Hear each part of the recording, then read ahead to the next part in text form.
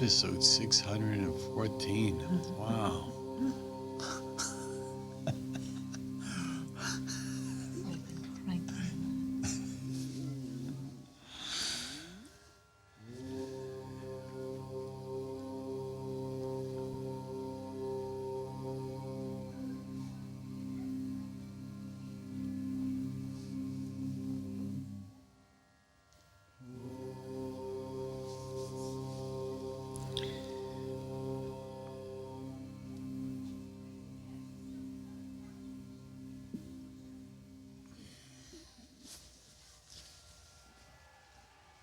Welcome back to Yoga Express. It's all about moving the body to still the mind. My name is Banu Suresh. I'm your host for this program. And as you can tell from my voice, I'm still quite zenned out from the supercharged workout that we had last Monday. But I'm really looking forward to today because I think our special guest has something very special, extra special planned today. He's going to bring a lesson down to my level today. So it's going to be a more relaxing workout, unless you surprise us, Harina. Before we move on to us on the mat right here, our crew, thank you so much. Our director, Miguel Mercado. Miguel, thank you so much for guiding and for taking the responsibility of one more episode with us. We really appreciate it. We hope you'll stay here with us on the show for several more episodes. Assisting Miguel, we have Akram Abiskarun. Thank you, Akram, for helping out. We really appreciate you being there as well. Malik Parker and Richard Spezial, our facilitators for today, for all these special lights and the studio setup. Susan McNamara. Susan, another amazing teacher, teaches chair yoga. And Susan, thanks so much for being here with us. Today, the energy that Harinam has promised to share with us today is going to be more in tune with what you share with us during your chair yoga sessions, and it's exactly what I love as well. So we're both going to enjoy today. Harinam Singh Khalsa, his credits are going to be up in just a moment. One more time, yogaheaven.com. Harinam is a spiritual advisor and a Kundalini yoga teacher. Check him out, go to his website. And Harinam, what else do you have planned for us today? You did promise me a gentle session. I will give you a gentle session. Thank you. I believe. Okay. So, but first, let's tune in. As we say, tune in. Om Namo Gurudev Namo 3 times for Kundalini Yoga. So, inhale. Om Namo Gurudev Namo. Om Namo Gurudev Namo. Om Namo Gurudev Namo. Inhale and exhale. Okay, well, what I have planned today is actually, the last few weeks we've been talking about very shortly about this theme about how a person can learn how to follow the arrows. Right. Like, what I mean by that is that, the average person is kind of like, just kind of making the best of what they can. They really don't know. They're living day to day. They really don't know, and so we're trying to suggest that there's a life where actually it's very clear where you need to be going. That all the arrows are pointing in a direction, and you're easily going along with it. And your life is not complicated. Your life is simple and successful. Your judgment is very good, and you're very neutral and you're not reactive. And as we were saying a couple of weeks ago about you're practicing something like this, you've become a person that's neutral, non-reactive. And we also talked, that hopefully you've learned how to be patient and be in the moment, and how important that is, and that you also learn how to use your emotions as arrows instead of destination points, which is very important. The average person has no sophisticated idea of really what that means, that emotions are given to you as basically guiding arrows rather than something that you're striving to experience, to see, because they cause a lot of problems. So I was just going to offer a couple of other tools very shortly about how we can become people of good judgment, people who recognize the arrows and live in accordance to the the way that we were born to be. One of them, which is very close to my heart, it would require hours actually to talk about, but I'll simply mention is that myself, I'm very much a mission-oriented person. I believe very strongly in the power of mission, that the people who are the most fulfilled people and successful people, the most enlightened people, have a very strong sense of why they're here, and they're going about serving humanity in the way that they were meant to serve humanity. It's a whole subject in itself, but if you're one of those people who are blessed to actually have very, very clear understanding of what your mission is on this planet, that helps you see the arrows, because then everything you come into contact with, you have something to compare it to. So if I know what my mission in life is, that is actually going to determine, is that person suitable for marriage? Is that person congruent with what the mission is? Where do I live? Is this place going to help the mission or not help the mission? Is this job going to help the mission or not help the mission? Is going to sleep at this time or that time? Is eating this food or not eating? Everything is going to be in relation to what the mission is. Right. So in other words, a mission-oriented person can see the arrows because they have this clarity about, if anything happens, it's not confusing. It's like, okay, what does that have to do with the mission? And so every person you meet, every experience you have, you'll be, if you very mission oriented, you will see where the arrows are pointing you. That's my experience. So mission is so important, understanding mission in life. We don't have time to get into that in depth, but that's one thing. And to give an example of, and I was going to give one real life example about following the arrows, right. Even on a pragmatic way, and that is invitations, even to parties. I never say no, ever. And at first my wife would go crazy. I don't want to go tonight. I'm going, you don't understand. They did not invite you. He invited you. Okay, I never take it that a person invites me to anything. I always take it like they're an intermediary, that the creator of the universe is pointing me. You're invited because you need to be there. And unless I have another commitment, I never, ever say no. Because if I'm invited, it means I'm supposed to be there. And I just accept that. Because when I'm there, I'll figure it out. Because I don't even know, how can I say I want to go or I don't want to go? Because I'm not there yet. Because when I'm there, I'm going to meet who I need to meet. Right. I'm going to see what I need to see. But something is asking me to be there. That person's an intermediary, but it's going to bring me into an environment where something's going to happen at that party or that meeting that's going to change my life. And it always does if you have that attitude that it's just another arrow. An invitation to me is always an arrow. No person ever invites you.